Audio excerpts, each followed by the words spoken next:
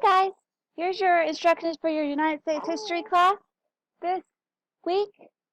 So this week's going to be a little bit reading intensive, I'm sorry, but that's just really the only way to get the material because the chapter we're starting is really heavy on the information. So for February 1st, I want you to read pages 284 to 291 and then do the section review on page 291. For the second, I want you to read pages 291 to 294 and do the section review on page 294. For the third, I want you to read 294 to 299, and there's not really any section review. For the fourth, I want you to read 299 to 302, and then there's a section review on page 303. And then for the fifth, I want you to read pages 304 to 308 and then stop at the modern city emerges. Next week, we'll have ed puzzles and more fun assignments, but you really need to get the groundwork for the Gilded Age, and that involves reading. Okay, thank you.